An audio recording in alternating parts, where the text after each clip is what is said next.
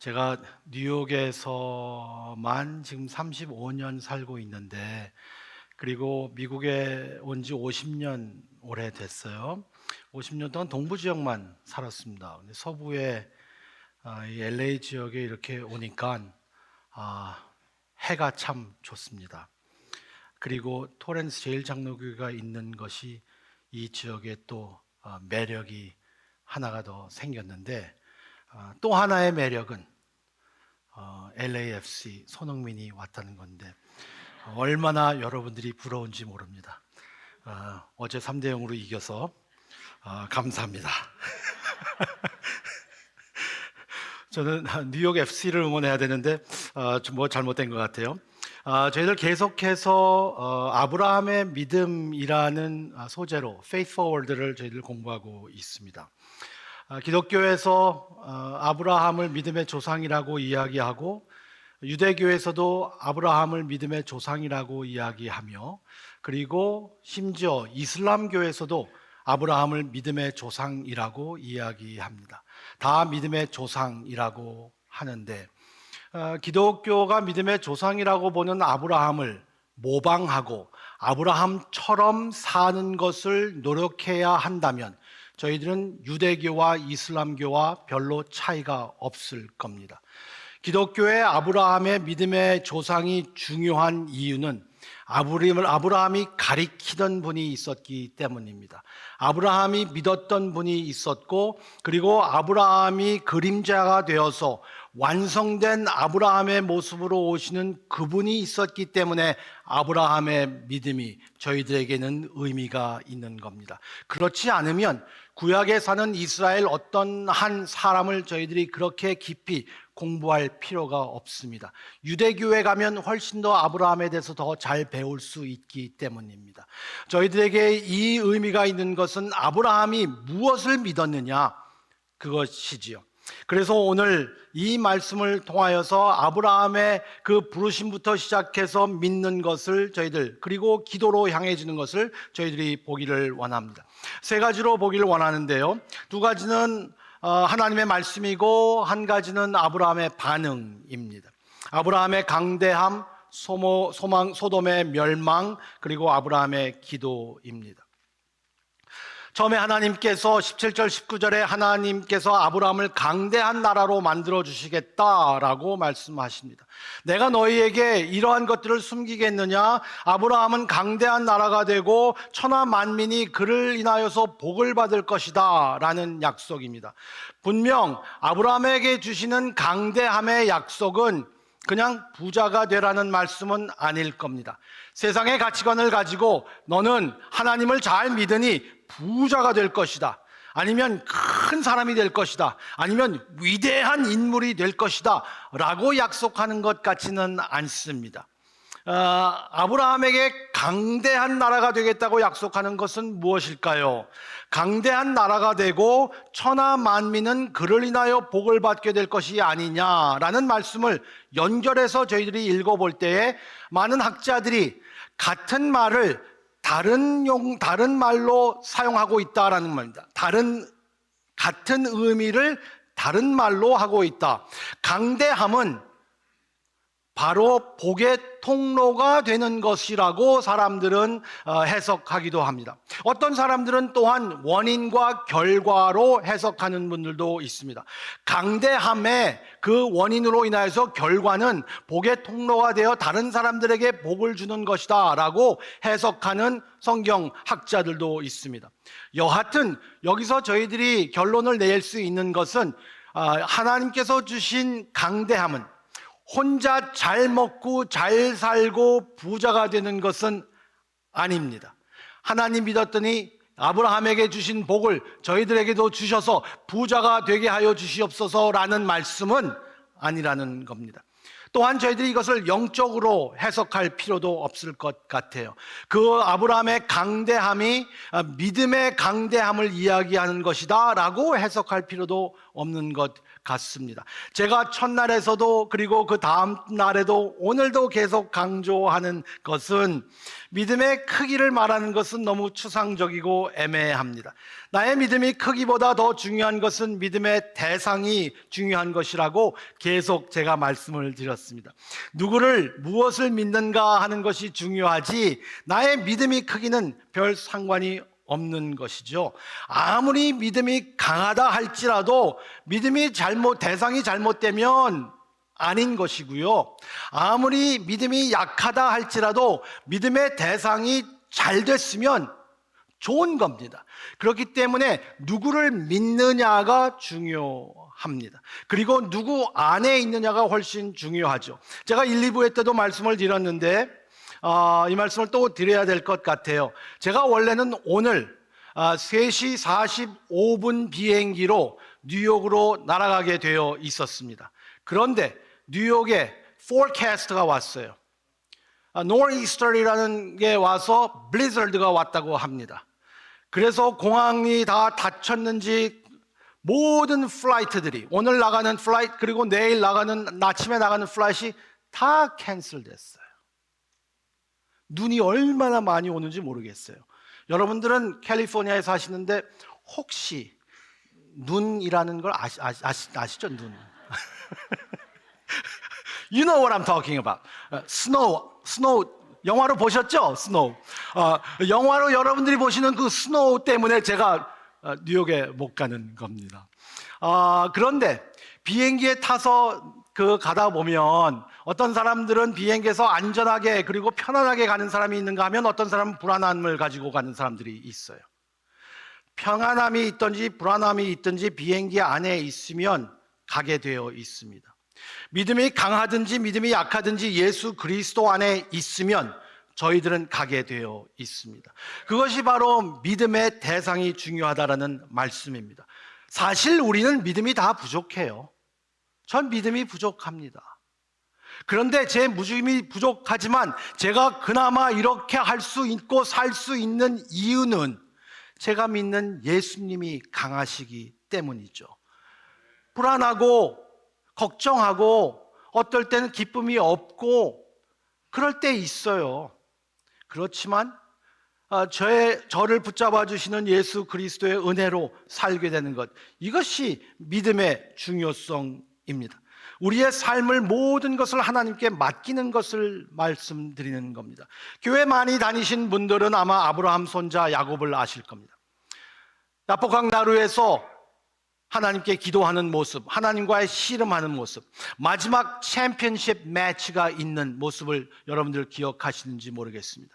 야곱이라는 사람은 이름 자체가 deceiver, 거짓말쟁이라는 말입니다. 속이는 자라는 말입니다. 잔머리의 황제라는 말입니다. 내 이름이 뭐니? 잔머리입니다. 자기 이름이 잔머리예요. 평생 그렇게 살았어요. 아버지도 형도 다 속이고 그렇게 승승장구하게 살았습니다.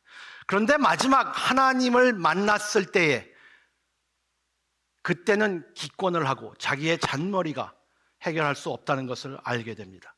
그런데 성경에서 주시는 이 아이러니는 뭐냐 하면 그때 비로소 승리를 맛보게 됩니다. 하나님께 기권을 했지만 그는 환도뼈가 부러졌지만 하나님 보시기에는 바로 이것이 야곱의 승리인 것이죠. 왜냐하면 하나님께서는 우리에게 약속하신 것처럼 가장 연약할 때 하나님이 가장 강함이 되신다는 말은 그냥 저희들이 성경 구절로 멋있게 써 있는 글이 아니라 우리의 삶에서 연습되는 말씀입니다. 약할 때 강함이 됩니다. 하나님의 강함이 언제 나타납니까?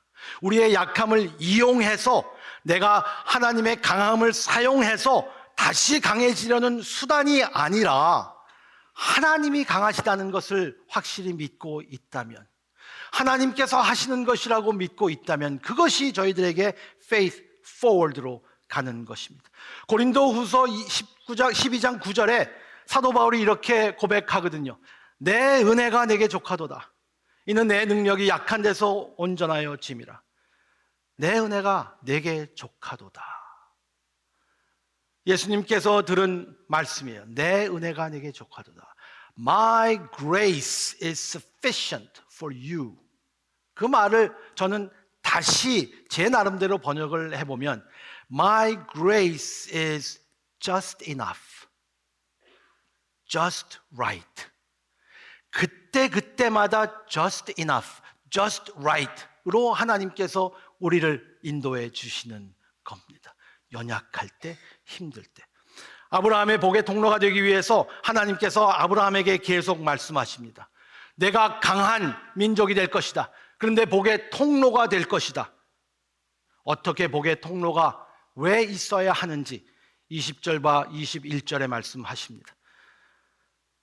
여호와께서 또 이르시되 소돔과 고모라에 대한 부르짖음이 크고 그 죄악이 심히 무거우니 내가 이제 내려가서 그 모든 행한 것이 과연 내게 들린 부르짖음 같은지 그렇지 않은지 내가 보고 알려 하노라. 하나님이 직접 이 세상에 그리고 사회에 내려오셔야만 세상이 어떻게 돌아가는지 아시는 것은 아닙니다. 하나님은 아브라함이 알아들을 수 있도록 아브라함의 눈높이에 맞춰서 말씀하시는 것이에요.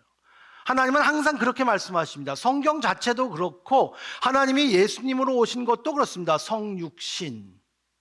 그것을 영어로 incarnation이라고 그러죠. 하나님은 인간의 모습으로 인간이 이해할 수 있도록 그렇게 겸손하게 낮춰주셔서 말씀하십니다.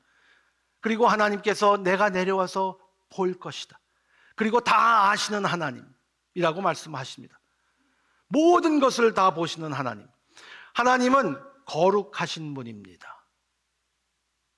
정말 거룩하신 분입니다.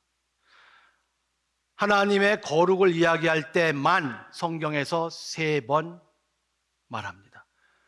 거룩, 거룩, 거룩. 분명 하나님은 사랑의 하나님이에요. 그렇지만 성경 어디도 하나님은 사랑, 사랑, 사랑이라고 표현되지 않았습니다. 그렇지만 유일하게 거룩을 이야기할 때는 하나님은 거룩, 거룩, 거룩이라고 표현됩니다. 얼마나 거룩하신 분인가. 정말 거룩하신 분입니다. 동시에 하나님은 긍휼하신 분입니다. 이것이 저희들이 이해하기 힘든 거예요. 그리고 애매하게 만드는 겁니다. 저희들을. 완전히 거룩하신데 동시에 완전히 긍휼하신 분이에요.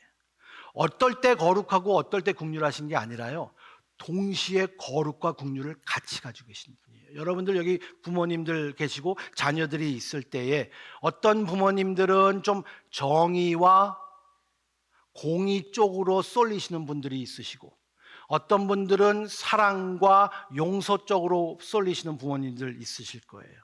저는 좀 정의 쪽으로 쏠렸던 부모였었습니다. 그래서 아이들이 어렸을 때에 뭐 이렇게 흘리고 가면 제가 주워서 치울 수도 있었는데 저는 꼭 그 아이들을 불렀습니다. Christian, come. You dropped this. You gotta pick it up. Ain't nobody gonna pick it up for you. You gotta do it. 저희 아내는 여보, 당신이 그냥 주우면 되잖아. No, justice. They have to learn responsibility. 책임감을 배워야 된다고 그렇게 해요. 어떨 때는 그래서 그게 후회가 돼갖고 내가 또 잘해야지. 어떤 세미나 듣고 오면은 또 애들한테 막 잘하고 또 이 세미나 들으면 이렇게 하고. 동시에 완전 거룩과 완전 긍휼을 같이 가지고 계시는 하나님. 그 하나님이 소돔과 고모라를 바라보시고 계십니다. 죄를 짓는 사람들 그리고 죄를 당하는 사람들의 소리를 들으시고 그 모습을 보십니다. 세상에는 죄를 짓는 사람들이 있습니다. 그리고 똑같이 그 죄 때문에 희생을 당하는 사람들도 있습니다. 이 모든 사람들이 울부짖음이 하나님의 보좌까지 이르렀다고 합니다. 우리의 죄가 하늘로 울리는 슬픈 소리가 됩니다. 이 세상에, 이 사회에서 지금 현재 죄악의 부르짖음은 과연 어떤 모습일까요? 하나님은 모든 것을 듣고 보고 계십니다. 하나님께서는 우리의 집안을, 거리를, 직장을 낮이나 밤이나 어디에 있든지 가장 은밀한 곳에서도 하나님은 다 보시고 계십니다. 다 보시고 계세요. 이 말씀이 여러분들에게는 위로가 됩니까? 아니면 협박으로 느껴집니까?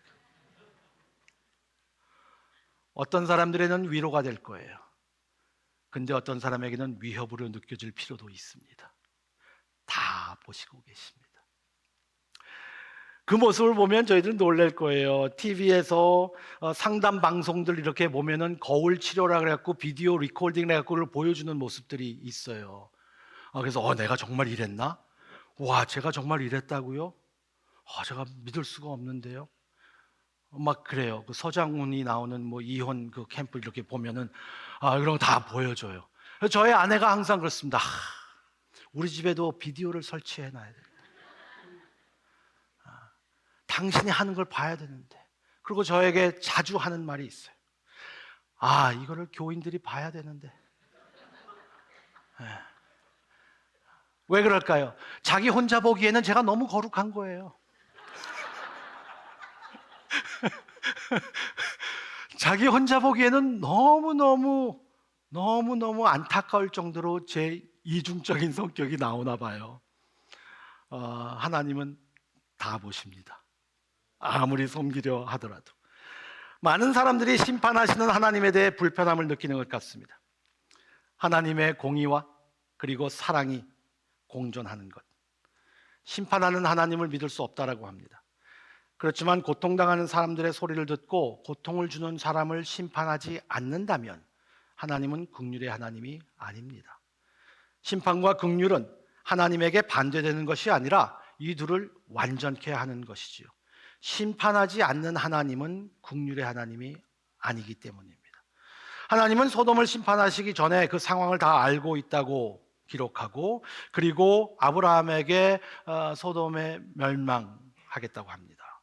소돔의 죄악, 아브라함도 알고 있었고 저희들도 알고 있습니다. 정욕, 욕망, 동성애, 교만, 오만함, 이기주의, 가난한 사람들을 무시하는 것 등등 너무나 개인의 삶과 공동체의 삶을 파괴하는 그러한 죄의 모습들입니다. 그런데 많은 사람들이 소돔의 멸망이 오직 동성애 죄 때문이라고 멸망됐다고 이야기합니다. 또 어떤 사람들은 정의와 경제적인 면으로 해석하기도 합니다. 성경은 무엇이라고 하는지 저희들 살펴봐야 하거든요. 성경 해석학적으로 볼 때, 그리고 오늘 이 성경 창세기를 곰곰이 잘 살펴볼 때 소돔과 고모라의 죄가 이것이다라고 하나로 단정할 수는 없습니다. 그렇게 쓰여 있지 않아요. 그런데 창세기의 문맥상으로 보면 동성애를 심판하시는 모습을 간과할 수는 없습니다. 그래서 교회 리더들과 주일학교 선생님들은 이 시대의 젠더 이슈에 대해서 훨씬 더 겸손하고 그리고 냉철한 그러한 생각으로 성경을 보며 성경으로 문화를 해석해야 합니다. 이 시대가 많이 혼탁해져 있어요. 많이 혼돈이 되어 있습니다. 이 젠더 이슈로 인하여서 많은 학생들이, 청년들이, 그리고 사회가 지금 혼돈으로 가고 있습니다. 저희 교회에서도 이것 때문에 굉장히 많이 노력하고 대화하고 배우고 있는데, 우리 자녀들을 위하여서 진정한 복음을 계속 전해야 하고, 그리고 부모님들이 정말 신앙으로 저희들이 이 자녀들을 지키고 제자화해야 하는 것 같습니다. 점점 어려워지는 것 같아요. 더욱더욱 어려워집니다. 저는 여기서 동성애자를 심판하고 그리고 정죄하려는 의미가 아닙니다. 하나님께서는 모든 사람을 하나님의 형상대로 만들어 주셨습니다. 하나님은 모든 사람을 사랑해 주십니다. 하지만 죄로 인하여서 많이 힘들고 어렵고 혼돈이 되어 있는 사람들이 많다는 겁니다. 그리고 또한 강대함의 복의 통로가 된다는 의미를 에스겔서가 또 조명하는 모습을 저희들이 볼 수 있습니다. 에스겔 선지자는 소돔과 고모라를 바라보면서 이렇게 우리들에게 설명하고 있습니다. 16장에 주 여호와의 말씀이니라. 내가 나의 삶을 두고 맹세하노니 내 아우 소돔 곧 그와 그의 딸들은 너와 내 딸들의 행위 같지 아니하였느니라. 내 아우 소돔의 죄악은 이러하니 그와 그의 딸들에게 교만함과 음식들의 풍족함과 태평함이 있음이며 또 그가 가난하고 궁핍한 자를 도와주지 아니하며 거만하여 가증한 일을 내 앞에서 행하였음이니라. 그러므로 내가 보고 곧 그들을 없이 하였느니라. 부자는 자꾸 부자가 되는데 가난한 사람들은 자꾸 가난해진다는 말입니다. 여호와의 도를 알고 그 은혜를 받은 사람들이 있는데도 불구하고 그 주위에 가난한 사람들이 도움을 받지 못하는 모습을 에스겔은 소돔을 보면서 조명했습니다. 가난하고 힘없는 사람들을 돕는 것을 연민이나 동정으로 생각합니다. 가난한 사람들을 돕고 구제를 하면 좋고 안 해도 좋은 것으로 생각할지도 모릅니다. 가난한 이들에게 넉넉하게 베푸는 그런 행위를 공의보다는 자비 또는 긍휼, 자선이라고 부르는 게 타당하다고 생각하는 분들도 있습니다. 하지만 여기서 저희들이 생각해야 될 것이 있는데요. 마태복음 6장 1절과 2절에서 보면 가난한 사람들에게 값없이 베푸는 행위를 의로운 일이라고 일컫습니다. 가난한 사람들에게 값없이 베푸는 것을 구제 봉사라고 표현하지 않고 성경은 의로운 일이라고 표현했습니다. 그렇다면 후하게 베푸지 않는 태도는 인색함이 아니라 불의라고 불러야 한다는 말씀입니다. 하나님의 법을 거스르기 때문입니다. 성적으로 타락하고 돈이 우상이 되어버린 세상입니다. 혹시 교회에서도 이러한 가치관이 받아들여지는지 진지하게 고민해 봐야 합니다. 혹시 세상의 가치관이 교회로 들어와서 이러한 가치관으로 인하여서 정말 세상의 가치관에 저항할 필요도 느끼지 못하도록 세상의 성공을 부추기고 있는지는 않는지, 아니면 내가 가장 중요하기 때문에 나만 괜찮으면 된다라는 소위 요새 말하는 개인주의 표현 의식이 들어가 있는지, expressive individualism, 저희들은 곰곰이 생각해 봐야 합니다. 우리들은 이 세상에 있지만 이 세상에 속하지 않은 사람들입니다. 그렇기 때문에 이 세상에서 저희들이 계속 살아가지만 이 세상의 가치관에 속해서 사는 것이 아니라 오히려 하나님의 가치관으로 사는 것, 아브라함이 바라봤던 것, 저희들은 더 선명하게 바라볼 수 있습니다. 그래서 아브라함은 어떻게 행동을 취하는가? 22절과 33절에 아브라함의 기도가 나옵니다. 아브라함은 성경의 첫 제사장입니다. 제사장의 역할은 백성들을 대표해서 그들을 위해 기도하는 겁니다. 아브라함이 이 도시를 얼마나 사랑했는지 저희들 22절, 23절에서 볼 수 있거든요. 22절에 특히 다른 사람들이 모두 다 떠났어요. 소돔과 고모라가 망한다고? 어떻게 되는 거지? 하면서 불구경하듯 떠났어요. 그랬을 때 아브라함은 그곳에 서서 남아있다라고 했습니다. 거기서 남아서 기도합니다. 간구하기 시작합니다. 하나님, 의인 50명이 있다면 이 도시를 멸망하실 수 없습니다. 의인 50만 있으면 이 도시를 살려주셔야 합니다라는 논리입니다. 그래서 하나님께서는 그 기도를 들으시고 의인 50명이 있으면 멸하지 않으리라 라고 말씀하십니다. 그리고 27절, 28절에 아브라함은 또 기도합니다. 하나님, 티끌과 재와 같습니다. 감히 주께 아뢰입니다. 5명이 부족하다면, 45명이 있다면 멸하지 않으시겠습니까? 하나님은 이러한 기도를 즐겨 받으십니다. 그리고 30명까지면요, 20명이면요, 계속해서 하나님께 겸손한 모습으로 기도합니다. 하나님께서는 그러한 기도를 받으시고 허락해 주세요. 기도는 우리의 연약함을 가장 확실하게 표현하는 방법입니다. 기도는 곧 요한복음 15장 5절에서 고백하는 말씀인 것처럼 예수님께서 나를 떠나서는 너희가 아무것도 할 수 없습니다. 나를 떠나서는 너희가 아무것도 할 수 없습니다.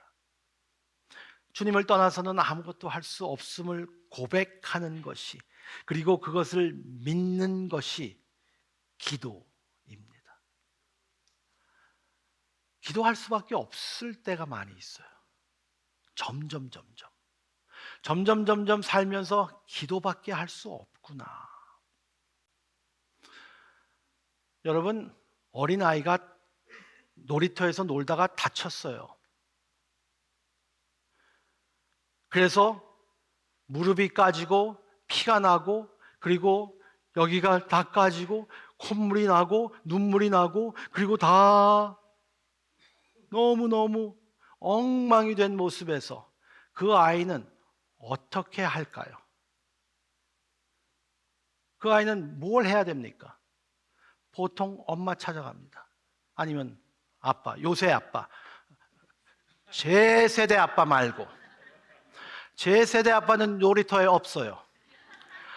요새 아빠, 요새 엄마 찾아갑니다. 엄마, 아빠, I'm hurt, I'm in trouble,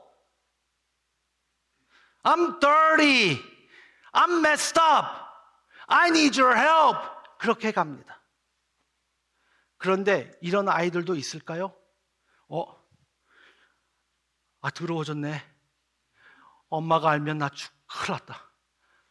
혼날 것 같은데. 너 이렇게 그런 부모 있나요? 그런 부모, 우리 세대에서 끝나야 됩니다. 아이들이 어려울 때, 힘들 때, when they're in trouble, 그들은 부모에게 찾아갑니다. 그게 기도예요. 그런데 우리는 어려움이 있을 때 다 닦고 가요. 그래서 기도할 때 올바른 모습으로, 그래서 기도하면서 자꾸 사극 톤으로, 보통 쓰지도 않는 말로, 왜 자꾸 기도할 때만 사극을 쓰는지 모르겠어요. 왜 기도하면서 사극을 찍으세요? 하시옵시오, 나옵나이다, 뭐 이런 거, 성은이 만극하옵나이다, 통촉하여 주시옵소서. 우리 보통 쓰지 않아요. 그런데 기도할 때만 그렇게 해야 된다고 생각해요. 엄마, 아빠, 나 다쳤어, 도움이 필요해. 이게 기도예요. 우리 아버지예요. 팀 켈러 목사님이 이렇게 말씀했습니다. 새벽 3시에 왕을 깨어서 물 달라고 할 수 있는 사람은 이 세상에 단 한 사람밖에 없어요. 그의 자녀. 자녀이기 때문에 아버지, 어머니, 난 물 필요해, 얘기하잖아요. 우리 아이들로 이야기하면죠. 맘, 엄마, 아빠, 나 워터 필요해. 그때 부모가 주는 거예요. 기도는 디시플린이 아니라 디펜던스입니다. 기도는 훈련이고 의지뿐만 아니라 신뢰이며 갈급함입니다. 믿을 분이 아버지밖에 없어요. 그래서 기도를 숨쉬는 것이라고 합니다. 하여튼 아브라함은 계속 기도하며 의인을 10명으로 내리고 하나님도 그렇게 허락하셨습니다. 그리고는 아브라함이 더 이상 간구하지 않습니다. 아브라함 갈 거면 좀 더 가지, 왜 10명에서 그쳤을까?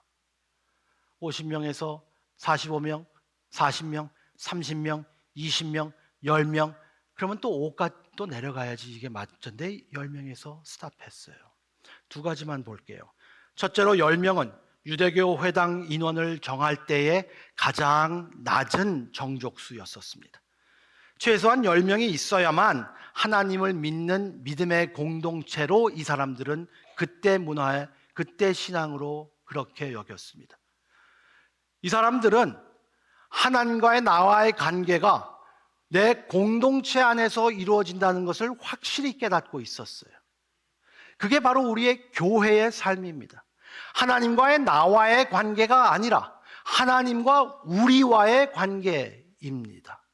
그래서 하나님은 이 공동체를 보시는 것, 그리고 아브라함은 그것을 확실히 알았기 때문에 10명에 스탑한 거예요. 개인주의가 아니라 공동체적인 그러한 신앙을 받기 때문이지요. 공동체가 이루어질 수 없다면 더 이상 하나님과 흥정할 수 없다라고 여겼을 겁니다.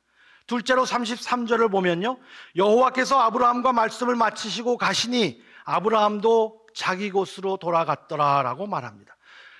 이 대화를, 이 기도를 아브라함이 종료한 것이 아니라 하나님이 대화를 끝내셨어요.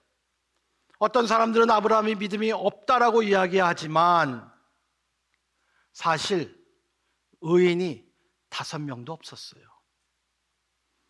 아니, 1명이라도 의인이 있었다면 이 도시는 멸망을 면할 수 있었습니다. 지금 우리가 살고 있는 이 시대의 이 도시도, 제가 살고 있는 뉴욕, 그리고 LA, 미국에 있는 대형 이 도시들마다 전 세계에 소돔과 고모라와 그다지 다를 바가 없습니다. 돈이 우상이 되어 있고 돈이면 다입니다. 그리고 성적으로 굉장히 혼돈이 되어 있습니다. 소돔과 고모라와 별로 다를 것이 없는데 한 가지 다를 것이 있다면 저희들은 한 명의 의인을 내세울 수 있습니다. 한 명의 의인이 와서 완전한 삶을 살고 완전한 희생의 죽음을 당함으로 인하여 우리는 영원한 멸망을 모면하게 되었습니다. 바로 그분이 우리의 의가 되시는 예수님입니다. 아브라함은 자기를 죽일 수도 있는 사람들을 위해서 기도했지만 예수님은 자기를 죽이고 있는 사람을 위해서 계속 기도하셨습니다. 아버지여, 저들을 용서하여 주시기 바랍니다. 저들이 무슨 짓을 하는지 모릅니다. 하나님과 단절됨으로 인하여서 우리를 구원하시기 위하여서 예수님께서 계속해서 우리를 위하셨습니다. 그리고 우리를 위해서 희생당하셨습니다. 예수님은 우리들에게 기도를 가르치실 때 항상 하늘에 계신 우리 아버지여라고, 아버지라고 기도하라고 가르치셨습니다. 십자가에서만큼은 예수님은 하나님을 아버지라고 부르지 않았습니다. 하나님이여, 하나님이여, 왜 나를 버리셨나이까? 정말 하나님이 그 아들을 버리셨습니다. 왜요? 여러분들을, 우리를 얻기 위해서였었습니다.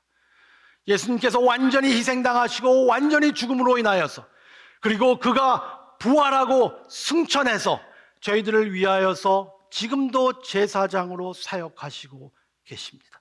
히브리서 7장 26절에 이런 말씀이 있어요. 이러한 대제사장은 우리에게 합당하니 거룩하고 악이 없고 더러움이 없고 죄인에게 떠나 계시고 하늘보다 높이 되시니라.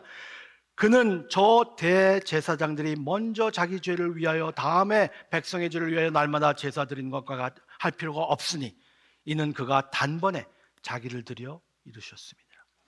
아브라함은 첫 제사장이었습니다. 예수님은 완전한 제사장이 되어주셨습니다. 첫 제사장으로 온 아브라함이 우리에게 완전한 제사장을 제시하고 있습니다.